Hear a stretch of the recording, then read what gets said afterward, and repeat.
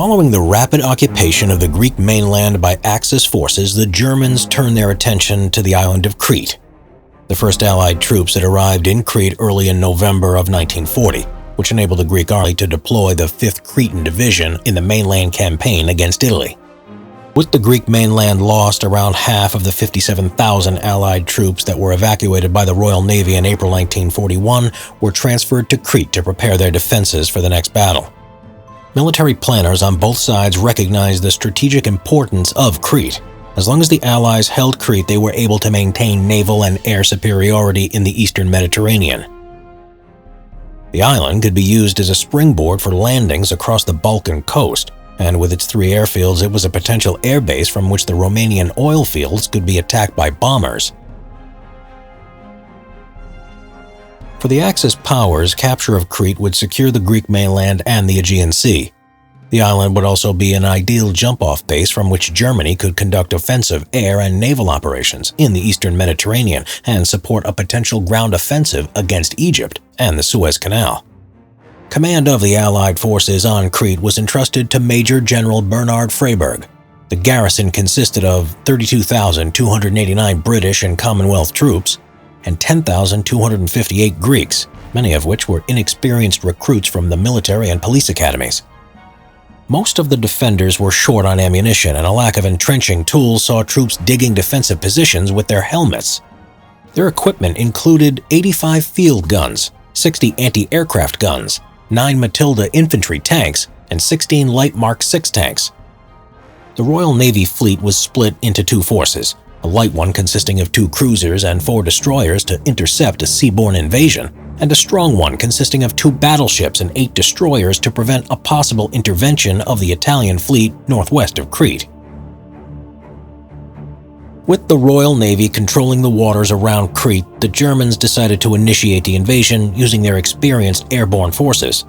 The task force of the invasion of Crete consisted of the 11th Air Corps, which assembled 530 Ju-52 transport aircrafts that would drop the paratroopers of the 7th Air Division into the island. The 5th Mountain Division would reinforce the paratroopers after the airfields had been captured. The 8th Air Corps would support the invasion force with 430 bombers, 180 fighters, and 40 reconnaissance aircraft. Topography made defending the island a difficult task. The sole major traffic artery runs close to the north coast and connects the 3 airfields and Suda Bay. The interior of the island is barren and covered by eroded mountains. Possession of the north coast is vital for an invader that approaches from the Greek mainland, if only because of terrain conditions. The south coast descends abruptly towards the sea, and only one road leads to the only usable port at the small harbor of Sfakia. The topography of Crete therefore favored the invaders, since the Allied supply bases were situated in Egypt and the north coast was exposed to the enemy. After studying earlier German operations, Freyberg knew that the best way to defeat an airborne invasion is with swift counterattacks before the scattered paratroopers could consolidate their positions. That's why he ordered the units guarding the airfields to deploy 1/3 of their strength close to the landing strips, ignoring the risk of friendly artillery fire. The entire Allied force was divided into 4 self-supporting groups, assigned to the 3 airfields and the port at Suda Bay.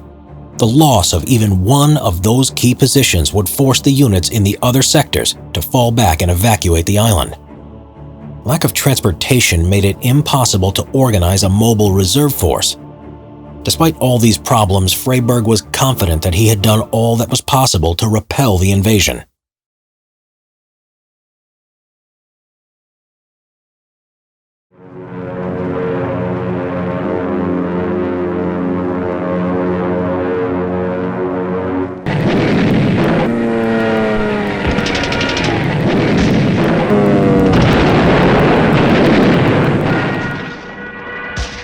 The invasion began on the morning of May 20, with dive bombers attacking the approaches to Mainland Airfield, destroying many of the anti-aircraft guns and telephone lines. Shortly after 0800 hours, the first gliders, each carrying 12 men, landed near the airfield and on the beaches near China. At the same time, approximately 2,000 paratroopers jumped in waves of 200 each at 15-minute intervals.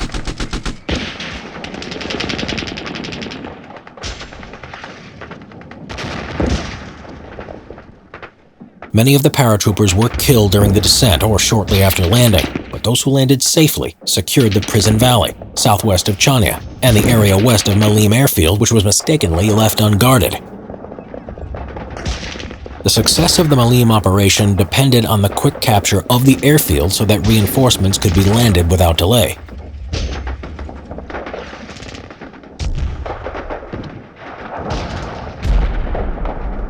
To achieve this, New Zealanders had to be dislodged from Hill 107, which dominated the airfield and surrounding terrain.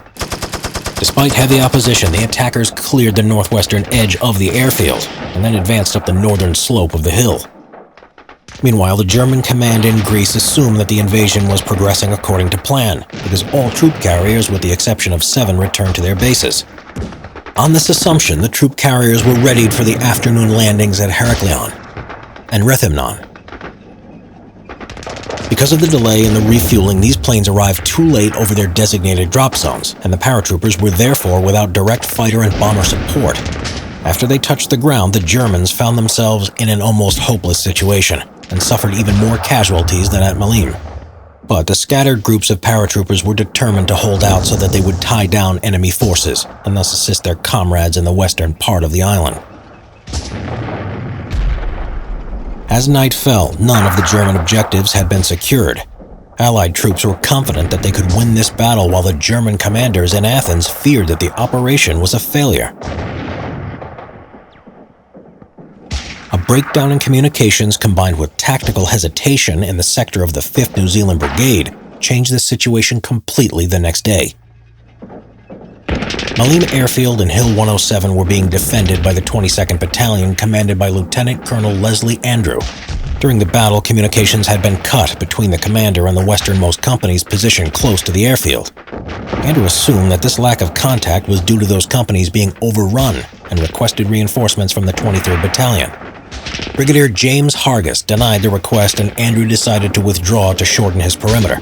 The 2 abandoned companies retreated early in the morning upon learning that the battalion headquarters had left Hill 107. This crucial mistake allowed the Germans to take the airfield unopposed and effectively sealed the fate of Crete. Freyberg ordered a counterattack to retake the airfield during the night of May 21st. The counterattack went wrong from the beginning. Concerns of a possible seaborne invasion interfered with the operation, and only the 20th and 28th New Zealand battalions were assigned to the task, and they were instructed not to move until the 20th Battalion was relieved by the 7th Australian Battalion. The Australian Battalion was held up by air attacks and reached the New Zealanders after 4 hours. It was a fatal setback given the need for the airfield to be in Allied hands before daylight exposed the troops to air attacks. By dawn, the New Zealanders had reached the eastern edge of the airfield, but were unable to move further because of heavy air attacks. With the failure of the counterattack, the initiative passed back to the Germans, who wasted no time flying in the first elements of the 5th Mountain Division. Even more important to the attack forces were the artillery pieces, anti-tank guns, and supplies of all types, which had been missing during the initial stage of the invasion. However, the airfield was still under artillery fire, and some parts of it were obstructed by crashed aircraft. It was therefore decided to drop additional parachute troops at Molina that would assist in clearing the Allied positions in the vicinity. Colonel Bernhard Ramke assembled 4 companies of paratroopers who had been left behind on the first day and formed a reserve battalion. 2 companies landed safely in the secured western part of the airfield, while the other 2 descended directly into well-camouflaged enemy positions and were almost completely wiped out. By May 25th, the entire 5th Mountain Division had been airlifted into Crete. Its first task was to establish contact with the paratroopers at Chania and clear the western part of the island of enemy troops. On May 26, the 5th Mountain Division broke through the Galatas line. Freyberg signaled General Wavell in Egypt that his force was exhausted and that evacuation was inevitable. Wavell sent a commando detachment of some 800 men under Colonel Laycock to carry out rear-guard actions and cover the retreat to the south coast. Since this plan was not immediately recognized by the German command, only a weak force consisting of 2 mountain battalions was committed to pursue in the direction of Sfakia, while the main body of the 5th Mountain Division continued its eastward thrust. After repeated encounters with enemy rear guards, the German forces reached the south coast of the island on June 1st, and the struggle for Crete was thereby over. The garrison at Heraklion was rescued in a separate evacuation in the early hours of May 29th, while the garrison at Raytheon never received an order to retreat and surrendered the next day. The Royal Navy was able to embark approximately 14,800 men and return them to Egypt. Subjected to constant harassment by German planes, the Navy performed the evacuation over 4 nights. In view of the particular circumstances that surrounded the German seizure of Crete, its success should not be taken as proof of the contention that the airborne invasion of an island is the ideal solution in any similar situation. Because of its daring execution, the airborne invasion of Crete may be considered a military achievement. However, its many deficiencies, most of which were attributed to an insufficient preparation, gave the operation all characteristics of an improvisation. The possession of Crete proved of little offensive value to the Axis powers because subsequent developments in the overall situation prevented them from exploiting their success. Operation Barbarossa made it apparent that the invasion of Crete was a defensive measure to secure the Axis southern flank.